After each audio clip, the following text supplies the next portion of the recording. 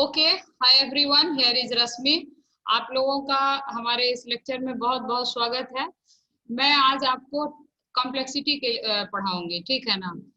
अभी जो ये डीएस डाटा स्ट्रक्चर का क्लास चल रहा है, इसमें मैंने फर्स्ट लेक्चर में आपको एल्गोरिदम के बारे में बताया था कि एल्गोरिदम क्या होता है। तो आपने समझा था कि set of instruction is called algorithm, right. उसके बाद आपने पढ़ा था कि एल्गोरिदम हर किसी भी सेट ऑफ इंस्ट्रक्शन को, मैं 2 मिनट पहले पीछे की बात कर लेती हूँ, उसके बाद मैं इस क्लास में आपको आज एल्गोरिदम के कॉम्प्लेक्सिटी और एनालिसिस के ऊपर चर्चा करेंगे, ठीक है।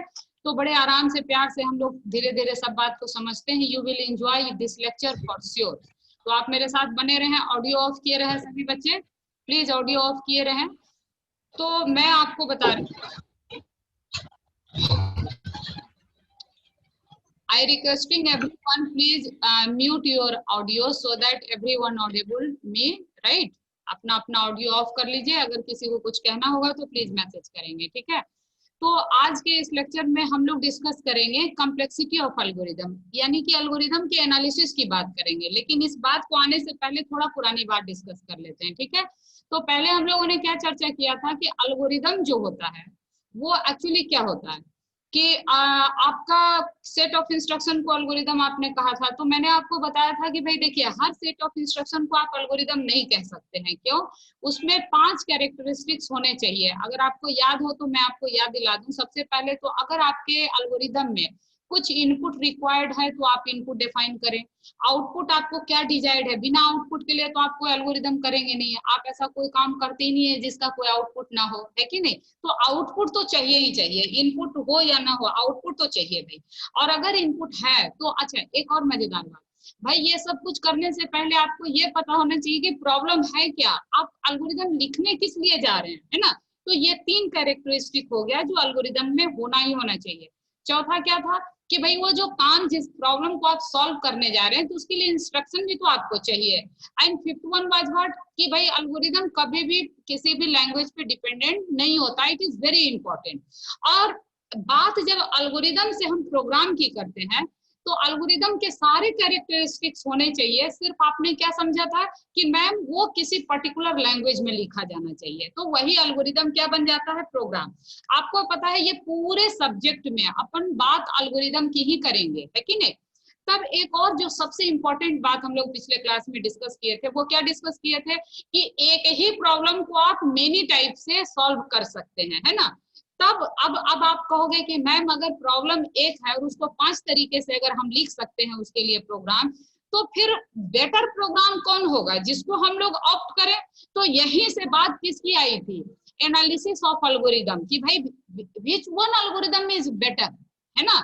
कौन सा एल्गोरिदम सबसे अच्छा है, ये बात हमको कैसे पता पड़ेगा, तो ये पता पड़ेगा आपके एल्गोरिदम के एनालिसिस करने पर, है कि नहीं। तो अपने को जो अब पढ़ना है और अगला 2-3 लेक्चर जो अपन डिस्कस करेंगे वो एल्गोरिदम एनालिसिस के ऊपर ही डिस्कस करेंगे। तो अब आपके मन में आ रहा होगा कि मैम एल्गोरिदम एनालिसिस करेंगे तो वो उसका पैमाना क्या होगा, किस आधार पर हम एल्गोरिदम का एनालिसिस करेंगे। तो it is very interesting topic और इससे सवाल रहेगा आपको, देखिए हर जगह इससे सवाल रहता है। It is very very important. और ये जो यूनिट है ना, जब आप अगला यूनिट पढ़ेंगे, सेकेंड थर्ड फोर्थ जो भी पढ़ेंगे, तो हर डेटा स्ट्रक्चर का एक एनालिसिस आपको करना होगा। तो एक तो इससे इंडिविजुअल सवाल आएगा ही आएगा, प्लस जितने आप एल्गोरिदम बनाएंगे पूरे सब्जेक्ट में सबका एनालिसिस करेंगे। तो it is very very important topic, ठीक है। तो अब आ जाते हैं अपनी बात पर कि भाई एनालिसिस कैसे करेंगे। तो आप कहोगे कि मैम अगर गौर से देखा जाए तो कोई भी प्रोग्राम को रन करने में 2 रिसोर्स, जो दो क्राइटेरिया बहुत इंपॉर्टेंट है, वो ये है कि मेमोरी और टाइम, है कि नहीं। कि आप कहोगे कि मैम जो एल्गोरिदम, है कि नहीं, कम से कम मेमोरी में काम कर लेगा, ठीक है, और जो जल्दी से जल्दी एग्जीक्यूट हो जाएगा, उसी को हम कहेंगे कि दिस इज बेस्ट एल्गोरिदम। सही बात है कि नहीं। आप ऐसे भी देखो ना, ह्यूमन नेचर है, अगर आप कोई भी काम करते हो तो आप चाहते हो कि उसमें कम से कम पैसा खर्च हो। तो यहाँ पैसा क्या है, यहाँ मेमोरी है, ठीक है ना। आप चाहोगे कि कम से कम मेमोरी में मेरा काम हो जाए, तो कंप्यूटर के पास जितना मेमोरी बचेगा वो उतना ज्यादा दूसरा काम करेगा। तो हमारे कंप्यूटर में जो एल्गोरिदम के एनालिसिस का मेन पैरामीटर होगा वो आपने क्या समझा। तो आप कहोगे मैम एक तो स्पेस हम लोग समझे और दूसरा क्या समझे, टाइम। स्पेस का मतलब क्या हुआ कि किसी पर्टिकुलर एल्गोरिदम को एग्जीक्यूट करने के लिए आपका कितना मेमोरी कंज्यूम होता है। तो मेमोरी का मेजरमेंट कैसे होगा इसके ऊपर भी मैं आऊंगी। अच्छा, दूसरी बात आपने क्या समझा कि भाई अगर कोई एल्गोरिदम हमने बनाया तो वो एल्गोरिदम कितने टाइम में, कितना समय लेता है कि वो एग्जीक्यूट करेगा। तो ये दो बात समझ के तो आपको बड़ा मजा आ रहा होगा कि यस ये तो अच्छी बात है, ये दो पैरामीटर तो हम लोग समझ गए कि एनालिसिस हो जाएगा एल्गोरिदम का। लेकिन देखिए it is not very simple, right. तो इसको हम बड़ी आहिस्ता आहिस्ता से हम लोग समझेंगे कि इसमें क्या प्रॉब्लम्स है और किसका निदान क्या किया गया है, ठीक है। तो सबसे पहले बात अपन करते हैं स्पेस कॉम्प्लेक्सिटी की, ठीक है। अब आपके मन में आएगा कि स्पेस तक तो ठीक था, ये कॉम्प्लेक्सिटी शब्द क्यों मैडम जोड़ दी है। तो देखिए कॉम्प्लेक्सिटी शब्द एनालिसिस में एसिम्प्टोटिक कॉम्प्लेक्सिटी ये सब जो शब्द डाला गया है, all these are very technical और सब में अपना कुछ न कुछ बहुत इंपॉर्टेंट कॉन्सेप्ट छुपा हुआ है, समझे। अभी उसको मैं डिस्कस करती हूँ आपके सामने। देखिए आप एक एल्गोरिदम आपने बनाया और जरा सोचिए कि आपके पास, किसी के पास P5 कंप्यूटर होगा, किसी के पास P1 कंप्यूटर होगा, किसी के पास P3 कंप्यूटर होगा, है कि नहीं है। मैं क्या बोल रही हूँ इसमें जरा गौर करना आप लोग।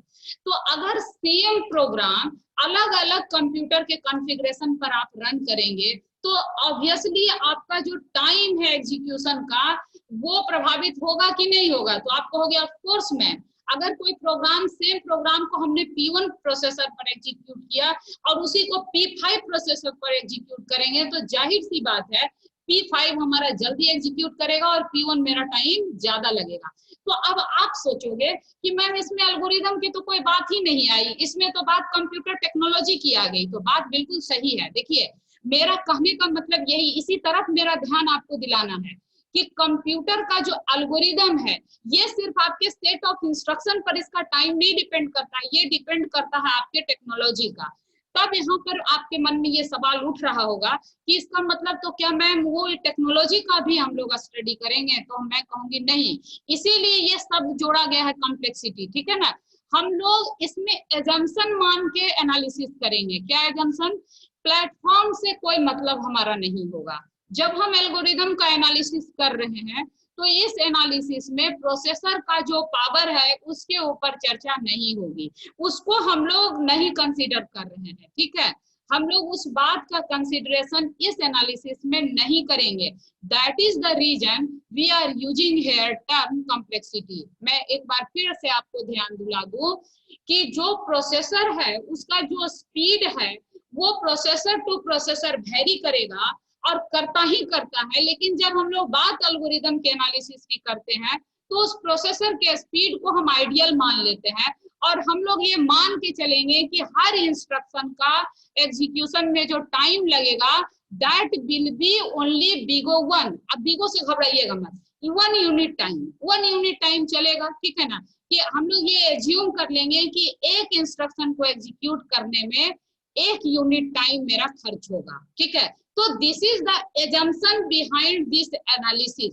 बात मेरी समझ आ रही है आप लोग को कि हम लोग जो ये एनालिसिस करने जा रहे हैं इसमें पहला एजम्पशन ये हमने मान लिया, ठीक है।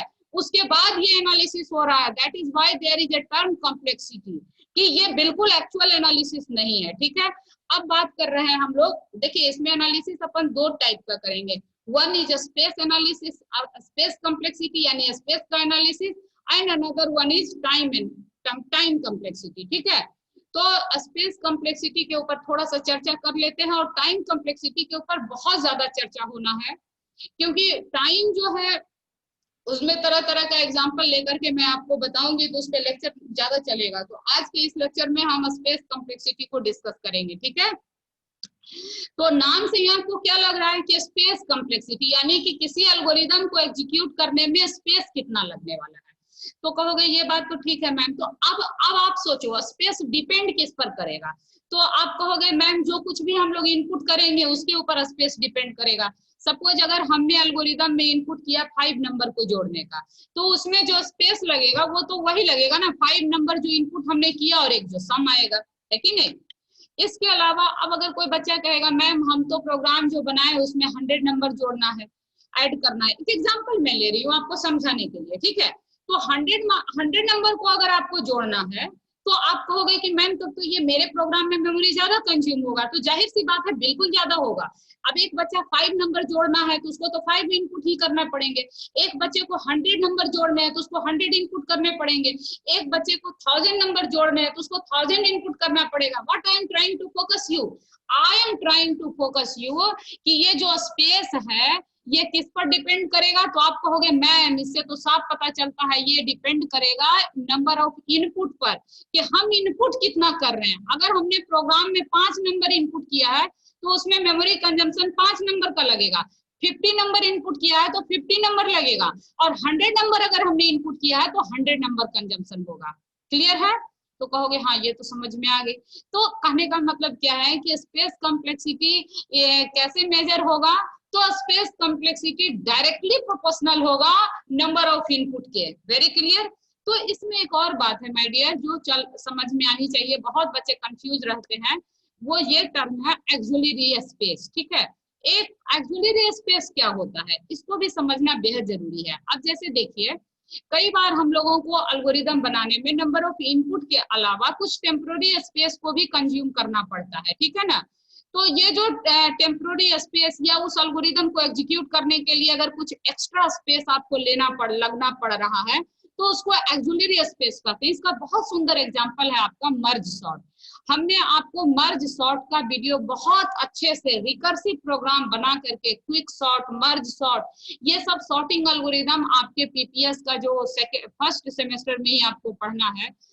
सी और डेटा स्ट्रक्चर जो मेरा चैनल या रश्मि सिन्हा है उसके ऊपर मैंने पूरा वीडियो उस पे बहुत अच्छे से प्लेलिस्ट में डाला है। आप लोग अगर उसको नहीं देखें तो एक बार जा करके देख लीजिएगा। तो उसमें आपको मैंने बताया है कि एल्गोरिदम को रन करने के लिए जो मर्ज सॉर्ट है जिसमें हम लोग सॉर्टिंग करते हैं एल्गोरिदम को, ठीक है, तो उसको रन करने के लिए इनपुट के अलावा हमको कुछ एक्स्ट्रा स्पेस की जरूरत पड़ जाती है, and that extra space is called auxiliary space. Very clear ना? मेरी बात समझ में आई कि एल्गोरिदम में जो स्पेस कंज्यूम होगा, एक तो वो इनपुट के कारण कंज्यूम होगा, वेरी क्लियर। दूसरा क्या कंज्यूम होगा, उस इनपुट को प्रोसेस करने के लिए हो सकता है आपको कुछ एक्स्ट्रा स्पेस की जरूरत पड़ जाए, and that extra space is called auxiliary space. अब क्लियर हुआ? तो कहोगे आप कि मैम ये स्पेस कॉम्प्लेक्सिटी क्या हुआ? तो माय डियर ये जो स्पेस complexity है, this is the total space taken by algorithm with respect to the input size। इसका मतलब क्या हुआ? Total space with respect to input size का मतलब क्या हुआ कि स्पेस कॉम्प्लेक्सिटी जब आप बोलते हैं तो उसमें इनपुट साइज तो आपका आएगा ही आएगा कि कितना मेमोरी इनपुट में कंज्यूम होगा, प्लस उस एल्गोरिदम को एग्जीक्यूट करने के लिए जितना एक्स्ट्रा स्पेस आपका कंज्यूम होगा, that is called auxiliary space, and दोनों के सम को आप क्या कहिएगा? Space complexity. तो hope so everyone understand it. तो देखिए अगर आपको समझ में आ गया तो प्लीज लाइक जरूर कर दीजिएगा, ठीक है। अब मैं आपको फिर से एक बार इसको रिव्यू करा देती हूँ। इसीलिए देखिए यहाँ मैंने लिखा भी है, in other words it includes both auxiliary space and space used by N input, ठीक है ना। तो आप क्या समझे कि जब भी कोई एल्गोरिदम को प्रोसेस किया जाता है तो स्पेस कॉम्प्लेक्सिटी क्या है कि उसमें कितना स्पेस हमको रिक्वायर्ड है। तो ये स्पेस किस पर डिपेंड करेगा? तो सबसे पहला जो फैक्टर है वो होगा ही होगा, वो क्या है? इनपुट। इनपुट का साइज है ना, कि अगर इनपुट का साइज बड़ा है तो हमारा स्पेस ज्यादा लगेगा, इनपुट का साइज छोटा है तो स्पेस मेरा क्या लगेगा? स्वाभाविक है छोटा लगेगा। बिल्कुल space complexity directly proportional to input size, कोई दिक्कत नहीं। क्लियर है ना? इसके अलावा हमने आपको क्या बोला कि हो सकता है एल्गोरिदम में आपको कुछ उसको प्रोसेस करने के दरमियान कुछ एक्स्ट्रा स्पेस का कंजम्पशन हो। आप बच्चे चूंकि सीएस के बच्चे हैं तो फर्स्ट ईयर में आपको सॉर्टिंग एल्गोरिदम पढ़ना था फर्स्ट सेमेस्टर में। जिन बच्चों ने नहीं पढ़ा है उनसे रिक्वेस्ट है वो एक बार उन सारे प्रॉब्लम को जरूर जा करके देखें वीडियो पर, ठीक है ना, चैनल पे। उसके बाद अब आपको ये समझ में आ गया तो स्पेस कॉम्प्लेक्सिटी क्या है? It is the sum of input size as well as auxiliary space, ठीक है। तो ये बात जब समझ में आ गई तो इसी का देखिए मैंने एग्जांपल आपको वही मर्ज सॉर्ट का लिखा है कि जब आप मर्ज सॉर्ट एल्गोरिदम को रन करते हैं तो वहां पर जो आपका एक्सुलरी स्पेस कंज्यूम होता है वो होता है बिगो ऑफ एन एक्सुलरी स्पेस। अब आप कहोगे कि मैम व्हाट इज दिस, बिगो जैसा शब्द तो हम लोगों ने कभी सुना ही नहीं है, why are you saying here. तो मैं इसके बारे में आपको बताऊंगी, ठीक है ना। ये बिगो जो रिप्रेजेंटेशन है इट इज व्हाट, जस्ट इसके बाद इसी के ऊपर डिस्कशन अपना होना है। तो अभी आप इसको ये समझ लीजिए कि ये जो एक्सुलरी स्पेस है, ये बिगो एन का मतलब ये हुआ कि अगर आपका इनपुट साइज 5 है तो एक्स्ट्रा जो स्पेस आपका लगेगा, एक्सुलरी स्पेस मतलब व्हाट, एक्स्ट्रा स्पेस। तो जो एक्स्ट्रा स्पेस लगेगा, चूंकि इनपुट साइज 5 है तो एक्स्ट्रा स्पेस भी कितना हो जाएगा, 5 यूनिट, ठीक है, 5 बाइट या जो भी है, ठीक है। उसी प्रकार बिगो एन का मतलब हो गया कि अगर आपका एन की वैल्यू 100 है तो जो एक्सुलरी स्पेस होगा वो कितना लगेगा, 100 यूनिट, ठीक है ना, 100 बाइट। तो इस तरह से मर्ज सॉर्ट को एग्जीक्यूट करने के लिए जो एक्सुलरी स्पेस है वो बिगो एन है। अब आप कहोगे मैम ये आप कैसे लिखिए, तो इसके लिए प्लीज प्लेलिस्ट में वीडियो जो है उसको आप लोग जाके देखिए। इसी तरीके से इंसर्शन और हिप सॉर्ट भी मैंने वहां पढ़ाया है, ठीक है। तो हिप सॉर्ट और इंसर्शन सॉर्ट को अगर आप एग्जीक्यूट करेंगे तो उसमें जो आपका एक्स्ट्रा स्पेस लगता है that is how much, that is big O 1, ठीक है ना। बिगो 1 इसका मतलब क्या हो गया कि ये कांस्टेंट टाइम आपको लगेगा। कांस्टेंट टाइम का मतलब आप नहीं समझ पा रहे होंगे, है ना। तो कांस्टेंट टाइम का मतलब मैं आपको बताती हूँ। कांस्टेंट टाइम का मतलब है कि आपका इनपुट 5 रहे या 10 रहे या 20 रहे, इससे इसको मतलब नहीं है। आपका जो मेजरमेंट होगा टाइम का वो हमेशा 1 यूनिट ही रहेगा। समझ में आ गई बात। जैसे मर्ज सॉर्ट में बिगो एन है, बिगो एन का मतलब क्या हो गया कि ये डायरेक्टली प्रोपोर्शनल किसके है, नंबर ऑफ इनपुट पर है, ठीक है। कि अगर आपका 5 नंबर को आपको सॉर्ट करना है तो आपका जो एक्स्ट्रा स्पेस लगेगा वो 5 यूनिट लगेगा, 5 बाइट लगेगा, जो भी उसको यूनिट आप मान के चल रहे हैं, ठीक है। लेकिन बात जब इंसर्शन और हिप सॉर्ट की करेंगे तो आपका जो एक्स्ट्रा स्पेस लगेगा वो बिगो 1 का मतलब क्या हुआ, it does not depend on input size. यहाँ पर ये कांस्टेंट टाइम है, ठीक है। अब आपको लगेगा मैम ऐसा क्यों हो रहा है, तो ऐसा क्यों हो रहा है इसको समझने के लिए थोड़ा सा, अगर आपने नहीं पढ़ा है सेकेंड सेमेस्टर में heap sort, insertion sort, merge sort, तो प्लीज जा करके उस वीडियो को देखें और उसको पढ़ें। These all are very very important concept in your branch, right. तो एक तो ये बात हो गई, समझ रहे हैं आप लोग। लेकिन लेकिन ध्यान दीजिए, अभी जो बात मैंने किया है वो किसका किया है, ये किया है हमने एक्सुलरी स्पेस का, कि जो मेरा मर्ज सॉर्ट है उसमें एक्सुलरी स्पेस कितना लगता है, बिगो एन लगता है। जबकि इंसर्शन और हिप सॉर्ट है उसका एक्सुलरी स्पेस कितना लगेगा, बिगो 1 लगेगा। बिगो एन का मतलब हो गया it depends on input size, and big O 1 का मतलब हो गया it does not depends on input size, it is constant time. Input size 5 हो, 10 हो, 20 हो, 50 हो, 100 हो, सबके लिए टाइम कितना, स्पेस कितना लगेगा, 1 लगेगा, ठीक है। तो लेकिन ध्यान दीजिए, अब यहाँ पर मैंने क्या लिखा है, आई हैव रिटन हियर, जबकि इन तीनों एल्गोरिदम को जो स्पेस कॉम्प्लेक्सिटी है that is very constant, big O n. क्या है, बिगो एन। बिगो एन पे मैं अभी और अच्छे से बताऊंगी मैं।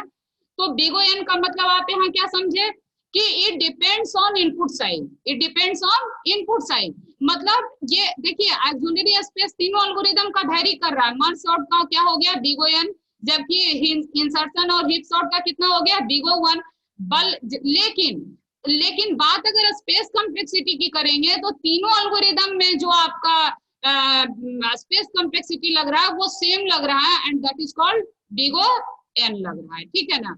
तो ये हो गया आपका स्पेस कॉम्प्लेक्सिटी की बात। आपको समरी में क्या याद रहा कि जब बात हम स्पेस कॉम्प्लेक्सिटी जो डिपेंड करता है एल्गोरिदम का केस पर करता है, तो ये डिपेंड करता है हम लोगों का एक तो इनपुट साइज पर कि हम जो एल्गोरिदम को रन कर रहे हैं तो उसमें कितना इनपुट साइज होगा, ठीक है।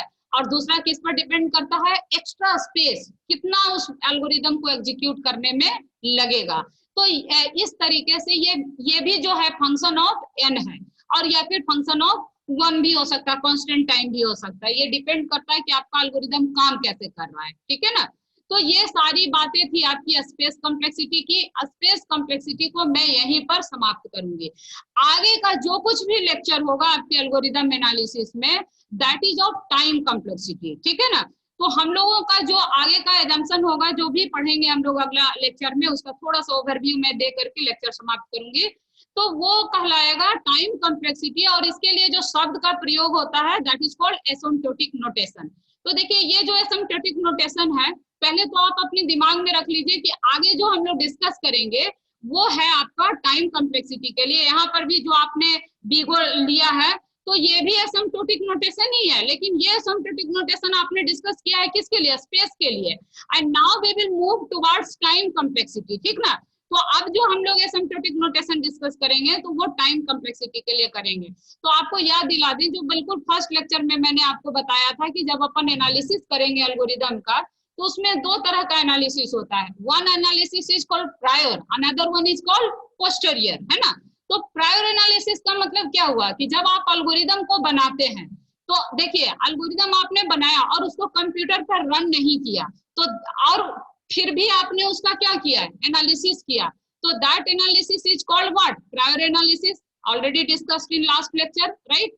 और जबकि पोस्टीरियर एनालिसिस की बात जब अपन करते हैं तो वो क्या कहलाता है, तो वो कहलाता है आपका कि जब अपन एल्गोरिदम को इंप्लीमेंट कर दिए किसी पर्टिकुलर लैंग्वेज में, और उसके बाद हमने मेजर किया कि उस एल्गोरिदम को रन करने में कितना टाइम लग रहा, तो that is called posterior analysis, right. तो आप कहोगे मैम आखिर अचानक आप ये क्यों शुरू हो गई, तो मैं इसलिए यहाँ शुरू हो गई कि ये जो एसिम्प्टोटिक नोटेशन का जो एनालिसिस हम एल्गोरिदम का करेंगे हम लोग, वो किसके लिए करेंगे, तो that will be on prior analysis, right. ये किसी लैंग्वेज पे डिपेंडेंट एनालिसिस नहीं होगा। आपने एल्गोरिदम लिखा, you are not going to wait कि हम इसको रन करेंगे और फिर मेजर करेंगे टाइम, नहीं नहीं, ऐसा नहीं है। हम लोग एल्गोरिदम लिखे हैं और उसी के स्टेप्स पर हम लोग एनालिसिस करेंगे, दैट इज कॉल्ड प्रायर, और यही एसिम्प्टोटिक नोटेशन में यूज करेंगे। पहली बात आपको याद रही। अब देखिए इसको मैं समरी कर रही हूँ। प्रायर एसिम्प्टोटिक एनालिसिस, इसका नाम इतना भयानक क्यों दिया गया है एसिम्प्टोटिक, जो बच्चे नया नया सुन रहे हैं उनके लिए बड़ी थोड़ी घबराहट भी हो रही होगी। तो एसिम्प्टोटिक ये सब जो शब्द है ना, कॉम्प्लेक्सिटी है ना, तो एक एसिम्प्टोटिक तो इसलिए आप याद रखेंगे कि it is mathematical notation, right, of algorithm analysis, ठीक है। और ये यूज हो सकता है टाइम कॉम्प्लेक्सिटी के लिए भी और स्पेस कॉम्प्लेक्सिटी के लिए भी। जैसे यहाँ पर आपने एसिम्प्टोटिक नोटेशन स्पेस कॉम्प्लेक्सिटी के लिए यूज किया, अब जो हम लोग लेंगे वो टाइम कॉम्प्लेक्सिटी के लिए लेंगे, ठीक है। उसके बाद जो आप दूसरा ऑप्शन आपका जो है पॉइंट बहुत अच्छे से याद रखने का, वो क्या है, प्रायर एनालिसिस। प्रायर एनालिसिस का मतलब क्या हो गया कि हम एल्गोरिदम को डिजाइन किए, अब हम इंतजार नहीं करेंगे किसका, वेट नहीं करेंगे कि वो इम्प्लीमेंट हुआ कि नहीं हुआ, तो वैसे एनालिसिस को अपन क्या बोलते हैं, प्रायर एनालिसिस। वेरी क्लियर, समझ आ रही है हमारी बात आप लोग को। तो अब देखिए ये इसीलिए यहाँ पर हमने क्या लिखा है कि asymptotic analysis does not require algorithm to be implemented, ठीक है ना। तो एल्गोरिदम को इम्प्लीमेंट करने का इसमें कोई जरूरत नहीं है। अच्छा, दूसरी बात, it does not depend on machine specific constant. इसका मतलब क्या समझे आप लोग कि इसमें इस बात का बिल्कुल चर्चा नहीं होगा कि आपका मशीन का प्रोसेसर P1 का है कि P5 का है कि P10 का है, इससे इसको कोई मतलब नहीं है। हम लोग इस बात का कंसिडरेशन एनालिसिस में नहीं करेंगे। That is why it's name is asymptotic complexity